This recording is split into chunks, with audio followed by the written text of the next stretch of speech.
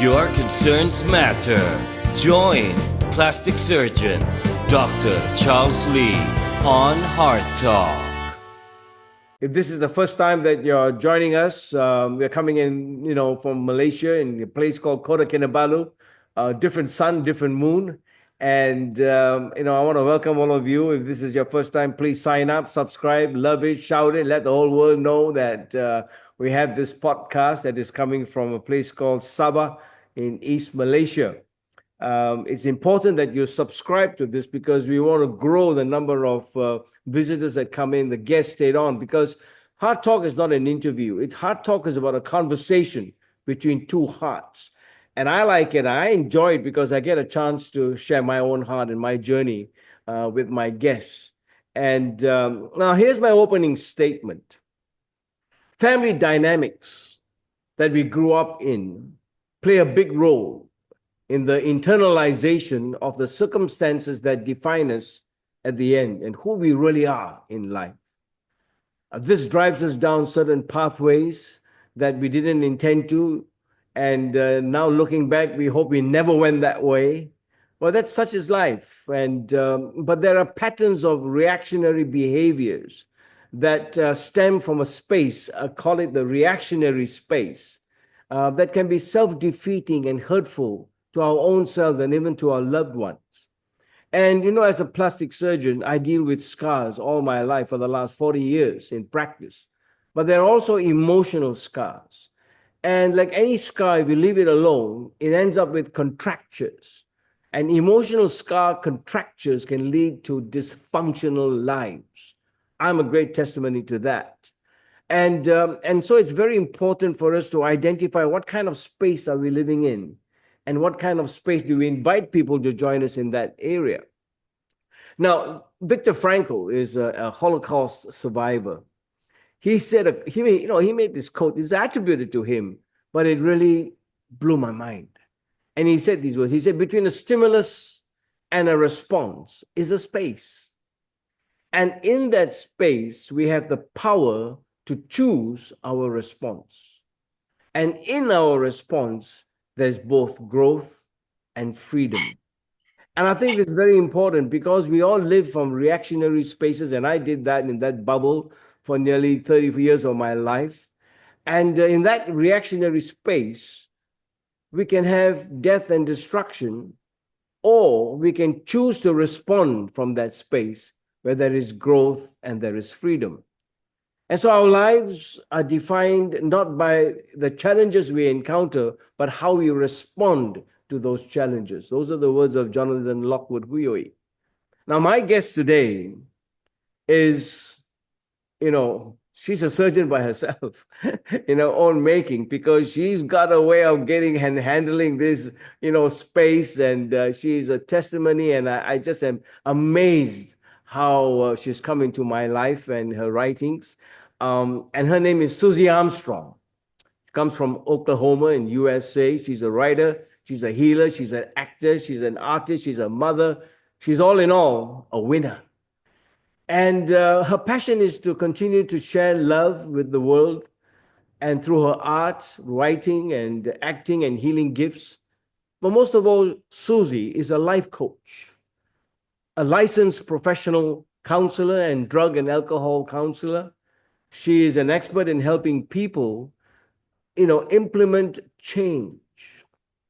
Now, that's a great word for me. I only know the change in my pocket because that's something that's visible. But you cannot change what you do not know. And I want to leave you with this punchline. Because what you're going to hear today is how do we invoke this change for a better life, for better outcomes. And so she has this wonderful opportunity in this life to make better outcomes of lives of others because of her own story. So without further ado, would you join me to welcome Susie Armstrong coming in and talking to me live from Oklahoma. It is 8:05 p.m. at night in Oklahoma, and it's 9:05 a.m. here in Malaysia, even though we are both worlds apart, but today our hearts will join as one. So welcome, Susie, to HEARTtalk. Thank you so much, Charles. It's such an honor to be on the show with you. And that was a great introduction. I love what you shared about family dynamics and and things like that. And you had some really beautiful nuggets of information and metaphors that were just really, really wonderful. So I'm excited to have a nice conversation with you today about change, reactions, like you said, that space between what Viktor Frankl said. So I'm very excited about this. Well, listen, I mean, it's wonderful. I just wish I was your neighbor because for one, I would play the guitar and we could sing our life through, which is really going to make a difference. But in my introduction, the word that leaps out to me, which fits you like a glove, is the word freedom of life. Because we Yes. all live in spaces that we create for ourselves or we had no opportunity, but that's the environment we were brought up in. We couldn't choose our parents. We couldn't choose the family we came in. We were just born into it. So I want to start off with this whole concept of the freedom of life. What does it feel like when Viktor Frankl said, we have the power to choose and respond in a way that there is growth and freedom? And so I want to start with freedom self. And how has that been to you in your trajectory in your life? Let's start there. As far as freedom, oh wow. Okay, so yeah, that's it's been over time, digging into my past and understanding my patterns of behavior, like you said, as far as family dynamics, of learning and realizing how I repeated those patterns of behavior. And there was a lot of chaos growing up. I mean, I had a lot of trauma, psychological, physical, and things like that I went through, a lot of death and drugs and alcohol and things like that within the family system and myself. And so I wasn't free at all. Right. I mean, I felt trapped for a long time, and I looped in my pain, suffered for a long time, like until I was about 29. And I was really blaming other people. I remember crying a lot with friends and just being so upset about what I'd been through with my family and that they didn't really care. It's how it felt. So I was wallowing in victimhood. Now, Right. granted, I needed to hit that point and then make a choice on whether or not I wanted to change or stay the same. And it was like, what did they say? It's like the pain to change has to outweigh the pain to stay the same. So I didn't have enough pain to go, okay, I'm tired of this way of living. I have to look for something else. And so I hit an emotional bottom. I didn't want to be here. I mean, I tried to kill myself when I was 9 years old. So, and then multiple times after that. And I didn't die, obviously. So it's when I hit the bottom, I was like, okay, well, I got to try to live. I got to try to figure this out. And I'm not a Christian, but I'm very spiritual. And so I would pray and ask for help. So I didn't have humans per se that were in my life to help me. But I started receiving, I don't know, it was just, I just had consequences after consequences after consequence. And then I was able to change I sought help. And it was funny because I didn't even know where it was per se. I don't remember. I just went there and I got help. And then I started to change. And so that was the beginning of waking up. I will pause you as we go along because there's so much to Yes. learn from your life story. And you mentioned the word transition, you mentioned the word change. There's an author called William Bridges, and he wrote the book Transitions, Making Sense of Life's Changes. And Susie, he talked about 3 phases, and he says, it's the end, and then there's a neutral zone, and then there's a beginning. And for many of us growing up, we never knew where the end would be because that was the environment that we were sucked into. And there's nothing, you can't change your parents. They are your parents, and I can relate to you because it was the same thing that happened to me growing up. And all of us, I'm amazed how when I read your storyline, and you talked about addiction and you talked about alcoholism around you and you talked about suicidal attempts. I mean, that's a trap bubble. And the only way you can do is react, isn't it? Yeah. And that's the space that we create, not for our own selves, but for protection. Did you feel that I want to go into the dynamics of it, Susie, because you lived it through, and today you're a counselor, you're a coach. I mean, you survived. I mean, you are a survivor, and it's amazing. So, talk to us about that age. The people who were listening in, who are trapped in that age of 5 years, 10 years, 13 years. You went into addiction, right? Yes. And you were running away from the situation that you're in. Am I correct? Well, yeah, I was soothing the pain. That's So I right. didn't want to feel the pain. So I didn't want to deal with the pain, and I didn't know how. So then the substances, numbed me out, and then I didn't have to deal with the pain. But then they stopped working, right? And then so things start deteriorating. So then you take the substances away, and then all the pain surfaces. Because it's like as you Yeah. know how you were talking about how you're raised. When you're in that environment, it's like being in war. You Yeah. can't process all your stuff when you're still in the environment. It's Yeah. like working with kids. You need to work with the parents because you Yeah. put the kids back in the same environment and they try to use healthy coping skills, and the parents just go, "What?" So that's the issue. So then it's kind of like, because I work primarily with adults, and I did go to counseling as a kid, but it never helped me. So because my parents were still, I mean, they were in counseling even, but we had a counselor that was not very helpful. Sometimes that happens, that she was playing dynamics with everybody against each other, it was kind of wild. So You are fortunate because you lived in an environment that you could actually seek out a counselor, right? Now, in Asia context, in this part of the world, and the way I was brought up, I mean, who to go to? I mean, you're just alone. You're just yourself. I mean, we've got three of us: my sister, elder sister, and my two brothers.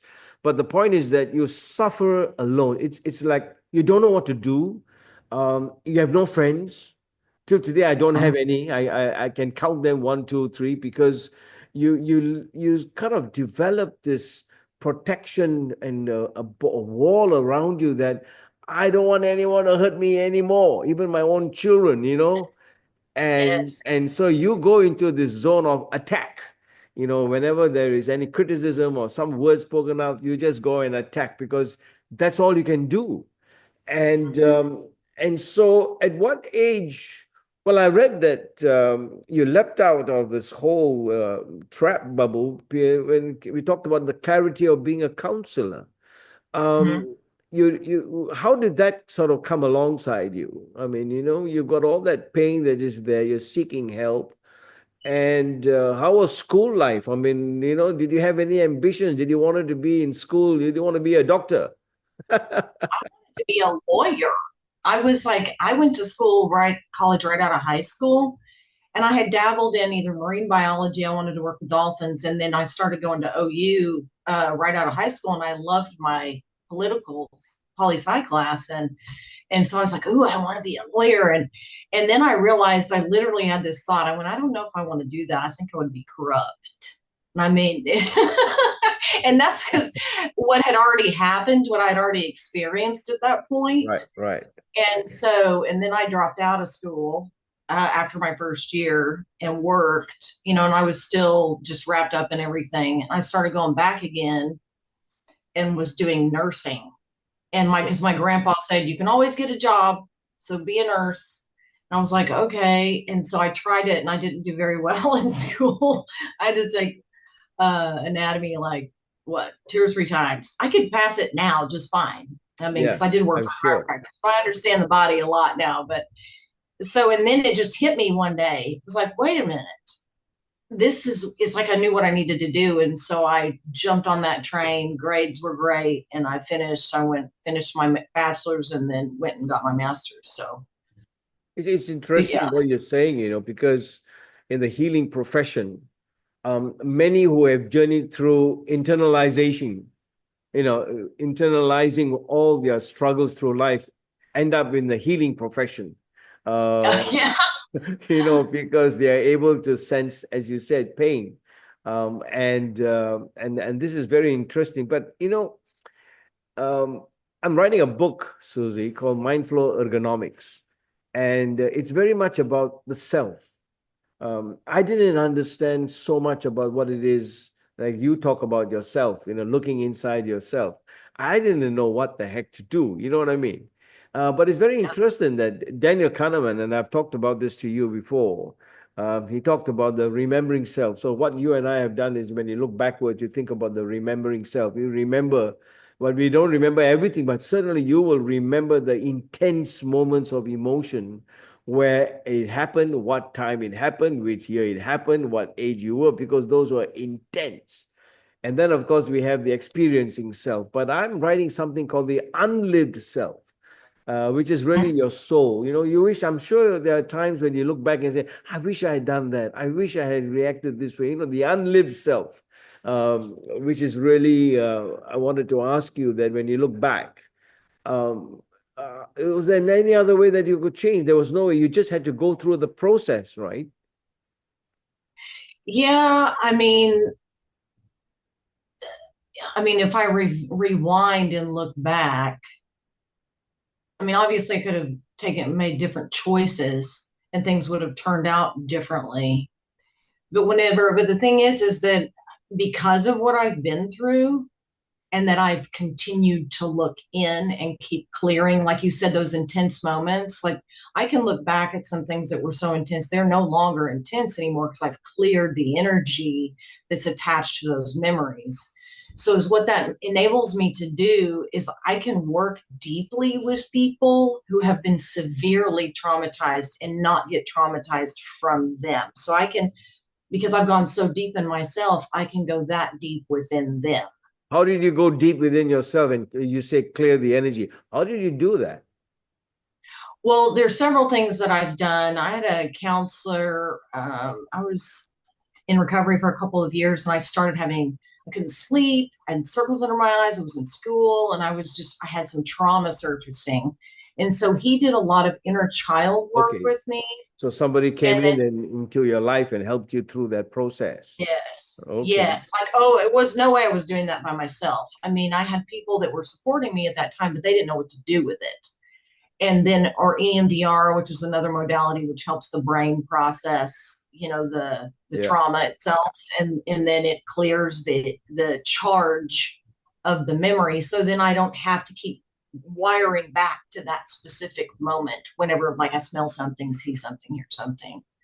Yeah. So Why I'm asking you these questions because I'm listening to myself while you're talking. And it's very interesting. Carl Jung, he was a Swiss psychiatrist, a psychologist. He said these words: the greatest burden a child must bear is the unlived life of the parent. And yes. and I can register that straight away because so much of what I have done to my own children is what I have unlived in my own life. You Oh see? yeah. And it's amazing how much of damage I would have done without knowing, Susie. Reason why I wanted to talk to you is because you don't know what you're doing. There's nobody telling you. You're just reacting. And I'm going to come to that, but that is a vicious part of life. Those two words, the two English lexicon words of reaction and response. And I'm going to talk about that later to you. But you only see the trauma after the war is over. And you realize that it's some part of you, because when you start to think, I wish I didn't go that way, I wish I didn't react that way, I wish all the wishes come in, because that's the unlived part. Nobody taught you that, how to get it right. Yes. Well, I was gonna say nobody teaches you, so it's like you have to learn. Because to me, so it's like you said, the scars. I love how you framed that with what you do, as far as we have physical scars, and you have to help people deal with those, because there's also the emotional scar, and then Yeah. because you've been Yeah. through it, is it's the forgiveness piece. And that the shame, because if I keep going over, I wish I would have done this. Like, I used to ride equestrian. I showed horses for years, and I was really, really good at it. And I got burnt out. And like you said, the unlived part of you, like my mom lived vicariously through me. So she pressured me, and then so did my horse trainer. And so I got burnt out. And so at times, I mean, I could have gone to the Olympics, and that was what I really wanted back then. And so there was a lot of regret. And I tried to ride again, and I was just, my parents wouldn't pay for it because it's so expensive, and all kinds of things came up. And so there's a bit of regret there. Yet at the same time, it's like I still have connection with horses, so I'm grateful for my path, for where I'm at. But there is, there's those, oh, I wish, that maybe if I would have done this because I enjoyed it so much. Yet at the same time, I mean, it was just a part of my life. I don't Sure, have that desire anymore. I don't want to go, ride horses 5 days a week, just sure, every now and then. sure. So, I can understand that, but looking within oneself, I tell you, mirrors don't lie, yeah, right. and shadows don't leave you. Mm-mm. And looking into oneself is to me is more difficult than surgery. I mean, when you look into yourself, nobody wants to go in there because there are so many dark areas and dark closets that you just want to just keep it under the carpet and that's it, and you struggle through life. Um, how did you get that courage to look within yourself and say, or was it always somebody else coming in and helping you through it, or what? Because I struggle with that, Susie, because I didn't have anybody around to talk to or help me, and you growing up, the only way that I could release my own pain because of the chaos that was in my own home was through sexual release, you see. So a lot of us struggle with that, masturbation, for example, and even till today. So that was my escape for me to go to sleep because there was no other way to just release myself. You know what I mean? And Totally understand. and it's like the addiction, and it's a struggle, So looking into oneself, take us there. I mean, what does that involve? As far as what, will you repeat the question? No, looking within yourself, you Oh, look within yourself because I like what you said, and I've got it written somewhere there, somewhere here. Let me just get it because I tell you that was something that leapt out, and don't worry, I'm going to get it. You can only go so deep oh, as you can go deep within your own self on that kind of yes, deep level. within someone. So that means, okay, so how I look at that, it's processing your trauma. So those moments in time where you were wounded, okay, and then you had to, like, for you, for example, you couldn't process anything. You had to compartmentalize it, right? Like, I mean, that's what I had to do. I had to compartmentalize, put my pain aside, stuff it down, and keep going because I had to keep living Sure. until I hit a fulcrum point where I was like, I couldn't hold it in anymore. And it just started to come up. So then I have sought help, and I still see someone just to help me. I mean, it's not the same for the same reasons. It's more just because I want to keep, increasing my vibration and, and just stay grounded. And it helps me, and it's someone I trust.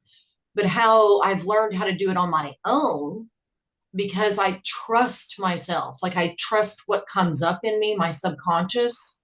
So for me, like, say if something's bothering me, so say with someone else, like you said, the reflective mirror. So somebody irritates me that I just see and they're just irritating me. So I will sit with that and I'll notice what I feel in my body, and I'll close my eyes and, get in a meditative state and breathe in and go into that sensation in my body. And then I'll see what surfaces. So a lot of times, I haven't had to do it that much lately, but there was some things coming up for me, and it was centered around winning, like you said, being a winner, right? And what came up, because I had some fears coming up or something that was bothering me, is what it was memories from when I was riding horses and I was young, and my two best friends got mad at me because I beat them. And Right. so they didn't want to be friends with me anymore. They kind of shunned me and talked about me.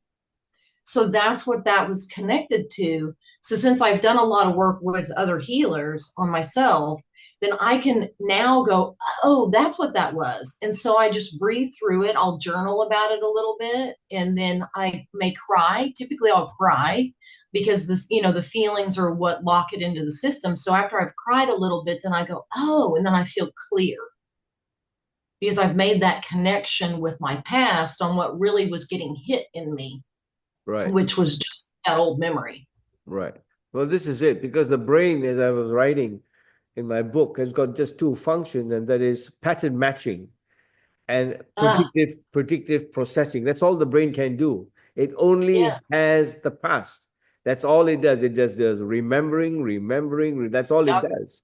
I'm talking to you right now, and within the next few minutes, it's going to be the past, because it's something we did.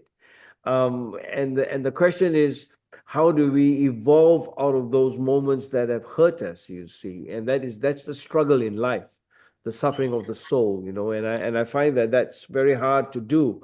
And let's talk about forgiveness. Mhm. um, Growing up till today, I find it very hard to forgive my own dad for his verbal abuse. Sometimes I can remember the date, the spot, the time when he would have passed a comment, or, an unpleasant taste to me, and it still stays within me, and it's so hard to forgive. How do you handle that and then wrestle with that? Um, I'm pretty good at that. I can forgive people I really I I quickly. can I'm getting that. I can hear that from you. Now, sometimes I'll hang on to things and I don't realize it. Like it had to be pointed out to me, like my son's dad, I'm divorced, and my son's dad, we had a tumultuous marriage. It was hard. And then I primarily have our son, and he's very angry. He's a little better than he was, but it had to be pointed out to me because I would justify my anger towards him because of how he would treat me or how he would treat our son. And it was pointed out to me, it was like I was using him as an excuse to stay angry. Okay. And I went, I mean, that clicked because I wasn't mad at anybody else. At least I wasn't aware of it. I had some anger still towards my mother, which I cleared. But it's like certain things like that, little nuggets of information. I went, oh, okay. So once I realized that, That's interesting. like then I'm like free because now he'll do stuff, sometimes still. And is what I'll do is I go, okay, that's just who he is. Because see, that's another thing is we have expectations of people. Like, our parents, we expect because they're mom and dad, they're supposed to take care of us. They're supposed to treat us with love and respect, right? I mean, that's what we have downloaded in our software, is this is how they're supposed to be. And then they are not that way. So then we can hang on to those resentments that are in us, right? And then there's that wall, and there's, so to me it's clearing that and forgiving as soon as possible. So again, I may go back to that process I told you earlier. If I'm hanging on to something, like I can feel it, where I'm still irritated, then I know, okay, what is it in me? Because this is a good one too. Colin Tipping, he says, now he's since passed, but he has Radical Forgiveness, a book called Radical Forgiveness, and he has these worksheets that you go through. It's really cool. But he says, what is the part of you that you see in the other that you need to forgive? Right. So yeah, so that's a lot of the things because like I've been angry too. I've, not been very kind and things like that. So that's like I keep have to forgive myself if I get, reactionary towards my son's father, or Right. anyone else for that matter. Right. Right. So it's years, like you said. Yeah. It speaks, I mean, it makes sense, but the thing is that, like, for example, I'll give you an example, Susie. Uh-huh. So let's say there's an argument that I have with my son, the eldest guy. They're all doctors anyway in the family. Oh, And wow. yeah, and so they've done well by themselves, actually. And I've always tried not, but you can have a blow up as if it's a real like war. Mhm. And because of all the built up scars and emotions and pain that you have gone through, and what could never tolerate is somebody else trying to hurt me because I've been hurt enough. And Oh, you understand. And so why should I allow? I don't care whether it's my family member or what. Why should I allow anyone else to hurt me more?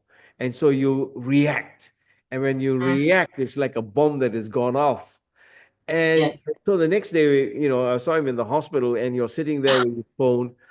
I tell you, I could never feel more damage to my soul than seeing him there like a wounded lamb, which is, and you hurt within so bad. How on earth can you forgive yourself at that moment? Susie, it's impossible for me because it hurts so bad because you have hurt your own son. You get Mhm. so okay. You're now be the counselor and be the coach that you're.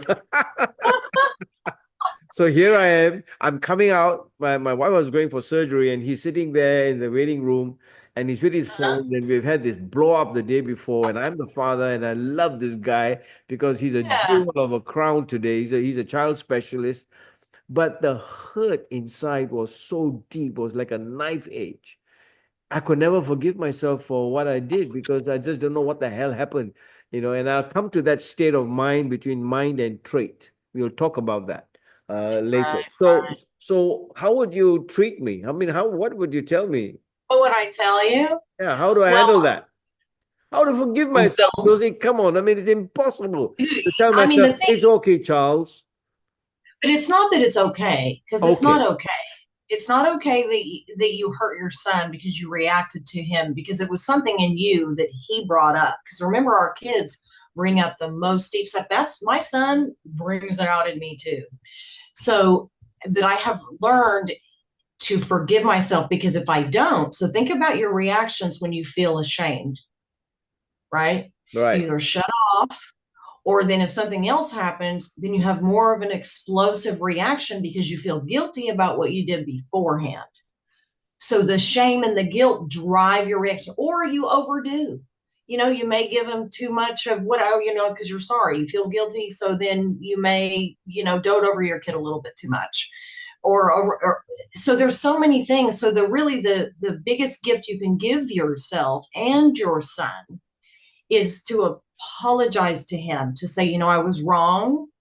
I reacted to what you said, and I because you may have said something that was correct, but your delivery harsh. I mean, like, so it's take ownership of your behavior and go, I'm working through this. I hope you can forgive me. So then that Yeah. softens it. I have been through so much with my mother, so I can understand. And we would have explosive stuff all the Yeah. Yeah. time. But you're talking about something that is so okay. So I take your point there. I mean, this is really good. This is a consultation in the operating theater. Yes. Yeah. And so what is exactly what happened? And so I go back, and then I always kind of like message or WhatsApp, and say, I'm sorry, blah, blah, blah. And the reply Yeah. is always, there you go again. So you see, it is this repeated Oh, explosions over the course of years that can be physical at times. And so yeah. the way I look at it right now, and while I'm writing the book, is that unlived part in me, that soul that is so damaged, Yeah. that was Yeah. never free. You get what I mean? And I think there are Uh-huh. many who are struggling like that. They are in a Uh-huh. spot where I'm sure you would have gone through that, where you really can't believe that you could have behaved such a way, you know. Yeah. Right. And it's coming from a deep source of hurt and pain and blood, it's like bleeding, from within. So right, because like the repetitiveness, right? Because if your son goes, here you go again. So if things haven't changed, There you like if you go. haven't changed, There you go. okay. My mom and I went through that too, and it was like it was so frustrating and very hurtful. But what I vowed inside of me, and she always thanks me for this, is that I did not leave. You know what I mean? Like I had to set boundaries with her and hold those. And then now we have a beautiful relationship and we hardly ever react to each other like we used to. But it was exactly what you're talking about, very tumultuous, very intense. And so, but it's what I would say for you, and this is what helped me, is this that it's going in and crying the old tears, like you said, with that pain, those wounds, Yeah, they yeah, need your attention. yes, Just like even your son, he's an adult. He Yeah. doesn't need you to soothe his wounds. He needs to soothe his own wounds. Yeah. And so if he can go in and like cry out the pain he had, and Right. then that you guys keep doing that, and then that wall between you gets like broke Oh, yeah. down. Yeah. Yeah. Yeah. No, I mean, I'm saying this, and you are, as a coach, you've been through it, so you know how to relate it. For me, it was like learning by the page, writing it down and trying to work things through because nobody's going to come and tell me. We all have that ego system in us where you don't want to go and see a psychiatrist because then they'll say, oh, Chelsea's got to get his head fixed. But Right, right. But think of this though, because this is what was pointed out to me. Because I used to think, oh, if you have to go to counseling or coaching or whatever, that there's something wrong with you. Like, and one of my main counselors, he said to me, he goes, "There's nothing wrong with you." He's like, "You are a solution-oriented person, and you just can't see the solution. So you just needed somebody to help you see some other way." right, if you're And lucky. so, yeah, and I mean, I was like, wow. And so it's like when the people come to me, my biggest job is to help them understand and know within their being nothing's wrong with them. Like you said, they're reacting from their past, from their Yeah. memory, from what they went through. So Absolutely. I that, mean, yeah, absolutely. There's a gentleman called Dr. James. I think it's Hollis, mhm. and he says exactly what you were saying, and that is that it never happened to you. He keeps telling that to everybody who walks into his clinic. Whatever you're saying didn't happen to you. It just was there. That kind of thing. And but Susie, another thing I want to ask you is this, and I'm enjoying this thoroughly with you. So thank you for this time. Me Uh, as well. And I'm having and a nice time. 13 years ago, I had open heart surgery, Oh, wow. a bypass surgery. And as a doctor, as a surgeon, to have your chest ripped open and got some new lines put in. And I think it's all because of the stress and the pressure of going through, living through, keeping everything within, sort of Yeah. ate up, all my pathways and passageways or vessels feeding my heart. But anyway, so when after the surgery, I lived through it, I survived. And and that's how HEARTtalk started, you see. And so Wow. my first guest was Dr. Claudia Rothas in Sydney, and I was having a conference then. I did like this. I did a conversation with her, and the first thing she said to me, she says, "Be kind to yourself, Charles." And I said, "What the heck are you talking about?" Because I mean, we can all say, all sorts of other things, take care and have a great flight and blah, but to be kind to yourself, I did not know what she was doing. I thought, let's go and have a beer or something like that. And, and because, but it's a fact. How do you be kind to yourself? I'm asking you, Dr. Susie Armstrong. um, well, the biggest way to be kind to myself is to say kind things to myself inside. And so to catch myself if I have any negative thought pattern, so because I mean, obviously actions, like you said, you can go to a spa day or take a nap or just relax, go on a walk. Those things are what we typically think about when, treat yourself well. But you can treat yourself well and do all those things and sit there beating yourself up because you're taking time off. Right. So it's really is that what I practice is continually watching my thoughts and my breath and loving on myself. And then, like I said, I keep doing the work. And so that way, when I realize some old thing is surfacing, something in my subconscious that may still be a negative thought pattern, then I go, oh, so I can change it. So I can change the way I think. I can catch my thoughts, let them float by, and then I just have little mantras. I personally right now I'm reading Saint Germain's I Am Discourses. So it's like, I am the resurrection and the life. I am God in action. There's certain things in it, and it helps align my thinking whenever I get out of alignment with my true self, which is to me the God self, which is love, peace, light. Not that I'm not going to go over here because that's all part of me too, as far as like lower vibrating thinking, anger or whatever, because that's going to happen. But I don't react to it like I used to. I can respond to it most of the time, not always, and then get back on track. So to me, that's how you can be the most kind to yourself is what you think about yourself. Yeah. Like, And what's your view of you? absolutely. Absolutely, Susie. And so, well, one of the reasons how I kind of like popped into your life and I kind of like sourced you out was because you wrote the book, Reaction versus Response, Mhm. and how to get into the flow. And so that was my main cause of reaching out to you, because I had lived in this reactionary space all my life, and I never learned how a mindful response could really change the course and direction of my own life, and the power of pause. How do you stop and think deliberately what your course and next point of action is going to be? So, talk to us about what made you write the book, Reaction versus Response. Well, really, it just came to me. I wrote my first one a couple years before that, and I started just getting all these call them downloads, just information come to me. So I started writing synopsis about books. And I work with trauma clients all the time, that have PTSD, chronic PTSD. And obviously, I've been very reactionary because I went through all that as well. And I'm can be intense, can be very calm too.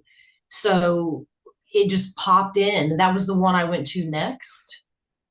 So it's so important because we're so in relationships. That's the biggest thing, is it's the reactionary stuff, and then the transferring of the past onto the present. For example, okay, so my son may get angry at my son, and I react. Okay, well, he reminds me of something his dad did.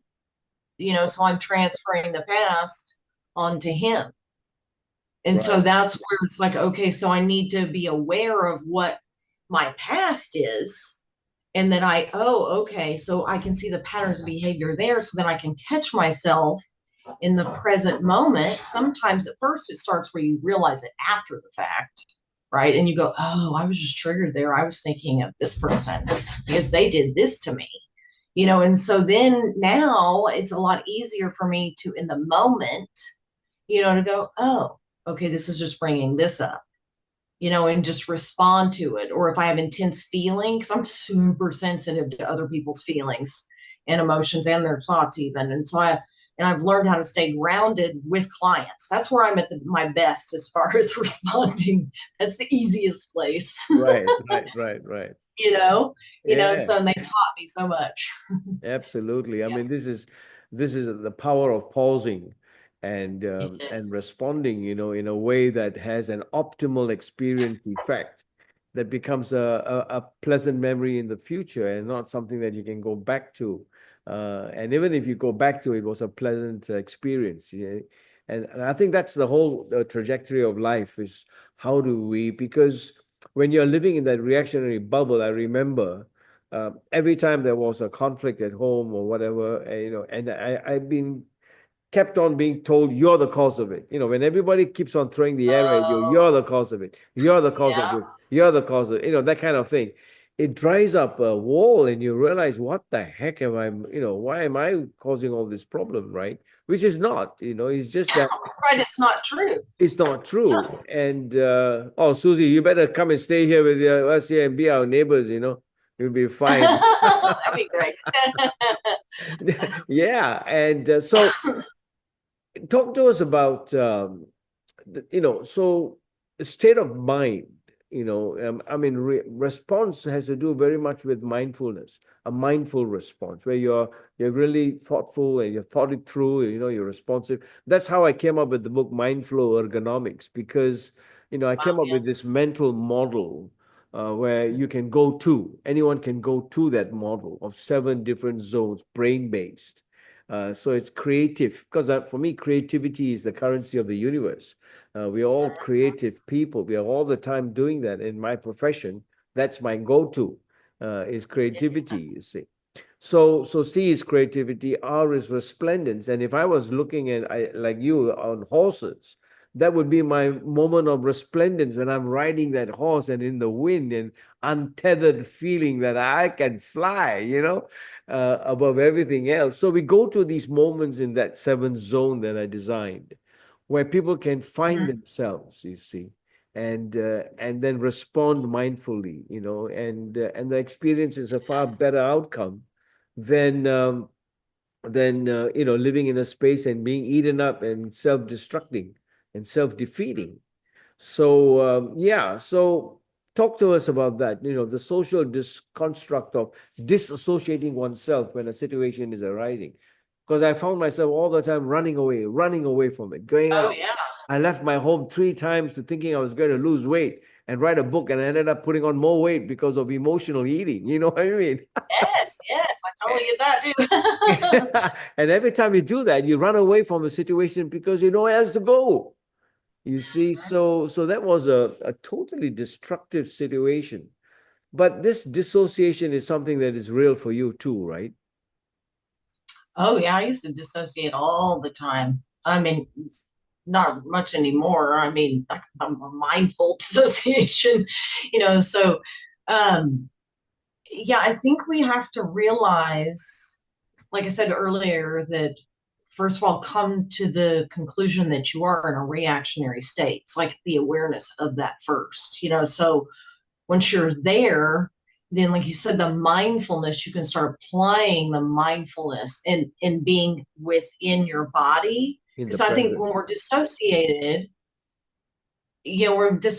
like floating above, it's like you're driving your car, like you're sitting on the roof, Right. so you're not fully engaged in your vehicle. So then you check out, and then the vehicle just does what it naturally used to do, which was run to keep it safe. Because there's a perceived threat. That's the thing, is because like you smell something, you hear something, even taste or anything like that. And it can be the smallest thing, and it'll take you back to the past until you process that. Then your body goes, "Oh, we're unsafe. I gotta go." So then, how would you leave whenever you were stuck in say somebody's screaming at you, you can't get out of it? You check out. So first you got to realize that you're even doing that. Once you realize that you're in the dissociative state, then you go, okay, so then you can start practicing being in your body, but you have to convince yourself that you're safe, right? And so, until you can start that process, it's, I mean, that's the fulcrum point. Some people never get there. They just keep looping in their trauma. So the mindfulness practice then, and then eventually the flow state, it's just like where you don't think, right? Things are just coming through you. I would call that, like God. You're channeling the Christ consciousness, or whatever you believe in, and it just comes through you naturally. Yeah, absolutely. I mean, point taken, and I love way you put it, because that's why the title was MindFlow Ergonomics, because we all have this fixed mindset, and until you get out of your mind and into your heart, you'll never be Yes. able to live from your heart, because that's the wellspring of life. Right. And I hear neuroscientists on the YouTube talking about manifesting from your mind and from your head, which is totally wrong. You manifest from your heart, because that's the wellspring. So this is something really interesting, and so this is your mind body relationship that you talk about, always being focused into the body, and you speak about the light within. I mean, for me, spirituality is the whole concept of the light within, because we have an ancient scripture that says that thy word is a lamp unto my feet and a light unto my path. And so, how do you seek out the light within you? How do you do that? Well, I had an experience one time that it was kind of wild, but in what it taught me was to breathe in and visualize the light in me. The simplest way I can describe it, because our thinking, our mind can get in the way. So how I do it, I breathe in and imagine a light in me, the heart, Right, with the heart right. beating, and then it radiates out and around, so And it was really, I love how you said that, because we do manifest from our heart. Have you ever heard of heart math? Have you No. heard of that? So heart math talks about, they've done studies on that, and is what there's a line of energy between the heart and the brain. Oh, yeah, yeah, You yeah. know, Of course. Yes, yes, yes. yes, and Yeah. it's I read. gratitude. Yeah. Yeah. Yes. But also Greg Braden talks about systems go as you align your whatever you're wanting to manifest, in your thinking, but you breathe it down into your heart, right? And so Right. then that's the center, right? That's the magic. And that's what pumps all the blood and all the energy through our body. Yeah. So yeah, so the light within to me is just it's the magic, it's the spark, it's our soul too. I mean, because you don't, this is a vehicle. I mean, I'm going to let this go at some point in time and you know go somewhere else. I mean, Yeah. and Yeah. Right. as they say, energy is created, never destroyed, and we're energy. So Absolutely, absolutely. And much of the book that I'm writing about is about the metabolic energy that we have in the brain, because so many people oh yeah, get burnout, even in my profession in medicine, as yes, doctors, they burn out because they go into a metabolic deficit. And the brain is only all the time, that's where ergonomics comes in, where yeah, we can really live our lives through without being burnt out. Because if we learn how to ergonomically live through and get our brains going, um, yeah, we'll be in wow, a we'll be in a much better state. So listen, Susie, we have covered up the whole spectrum of different things. Have I left out anything that you want to touch on that has been personal for you, that has been so much of an instrument of freedom for you, that you found yourself, you found the reason for why you are, all these cliche questions of who am I and what am I doing here? What's the meaning of, that kind of thing. I never asked those questions to my own self, because we grew up in a family where, okay, you want to become a doctor, you go, and then you end up, you oh, get married, you get children, and you go, your children, and you look up. It's all like, planned out as if you're just uh-huh, following a flow, and never stop to think that it could have been different, and I think a lot of that has to do with my past growing up. And I never learned how to just forgive, and yeah, kept it as a pillar of salt within me. Looking back, every time I look back, the pillar of salt stays. It preserves the past, oh, right, right, right, because yes, salt is a preservative, and yeah. and until that just melts away. So anyway, it's been wonderful. You have covered so much of points that are important for life. Um, how do you measure yourself now? I mean, when you look back now, where are you now in the course of your life? Where are you now? Is there more to do? You find that there's more that you have not, of course, isn't it? Oh my God, yes. I mean, yes. I mean, there's a whole lot more to do. And it's taken me a long time to clear a lot of things. It's like I struggled with this profession for a long time because, like you said, the burnout that you experience, I experienced that as well. And it's the boundaries. And it's because I've learned so much and had to clear so much of my stuff. And my clients would bring out that stuff in me, and obviously my relationships would too. So it took me a long time to really, really embrace 100% into my soul and myself and be okay with it, that this is what I'm really good at. I was always told that, and I have been, and I do enjoy it, but I had to learn how to handle the energy of other people because I'm so sensitive to that. So it was the Yeah, boundary aspect, yeah, yeah, right. so yeah, and I want to write more books. I want to get some things out online so I can share some of my information for people who maybe not want to go on a counseling situation, and they can get some information from that.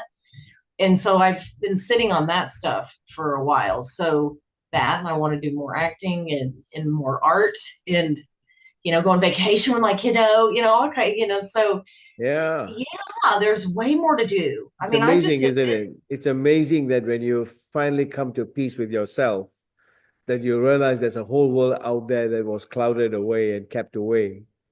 And then you realize what happened, and I mean, I find that the greatest gift that I've ever given myself was starting Heart Talk 12 years ago, because Oh, yeah. my guests have been therapy for me. Yeah. Because when you're an environment like where I am, and I don't have any friends because I never trusted any of them. Mhm. So your best friends, I understand. the best friends you have are the ones who make time for you, and they sit and talk, Yeah. and that's where Heart Talk has been such a, Susie. All of us look back, and I look back at one word, and that's the word understood. And I quote from George Orwell, and I Oh, got it right here all the time. Perhaps one did not want to be loved so much as to be understood. yes. And I sink into that when I look at my children, and I just wish that they could understand I wanted to be the best father they could ever have because I never had Yeah. one. And it ended up Right. becoming the worst of ever, which which you never wanted to be. Um, Right. but it's amazing how they have lived through and made men, and my daughter's a dentist in England. And yet, so that's what I mean by the unlived life where they have all done well, but you missed out. I missed out on so much. Uh, Yes. and Oh, right. isn't it? Isn't it? And that's a score because the brain keeps the score of the past. Uh-huh.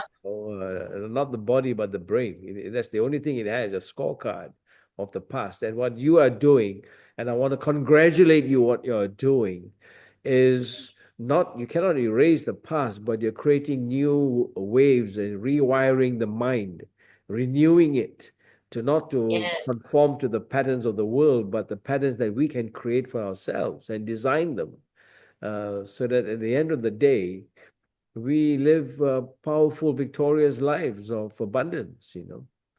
Yes. That's beautiful. And I want to thank you too. I love your transparency. You're so open and honest about Well, yourself. well, I've had my chest open, so I've got nothing else to open. Well, your heart is open now, right? Oh You yeah, know, sometimes we gotta get hit with it a little bit and then we open up, I right? tell you, really, if I can just lay my life open and tell somebody, listen, don't go that way, Yeah. do not go to where the path may lead, but go instead to one where there's no path and leave a trail. Leave a trail. And that's what you're doing, Susie. I want to congratulate you again. You're leaving Oh, a well, thank trail you in the very much, lives of Charles. others because you've gone through so much and you have, I won't say lost that part of life because you've regained it now by healing others. Mhm. And in the process, Yes. we heal ourselves when we are able to share it with others, you see. Whenever I go for every year I go for my heart checkup in the heart center in KL. And when my name is called, Dr. Edward Charles Lee, the whole group of 100, 200 people turn and look. Even a doctor can get sick, that kind of thing. Right. Well, see, you have a heart. I mean, doctors have a lot to live up to. I mean, I can't imagine, that would be difficult because you have so many people's lives on the line, but all kinds of other things. But I can tell And you they so, suffer in silence, because it's the only profession I know of where the mindset is fixed. We have a yeah, fixed mindset, you just go to work and yes. come back. You just go to work and come back like a TikTok machine, and we forget that there's so much we keep within because we have to Right. do the job for others. Um, Exactly. and in the process, you end up bruised and hurt, but God is good. Yes. And that's why spirituality for me, Susie, is key. When we talk about work-life balance, and I've said this to you before, it's a plank. Work-life is not a balance.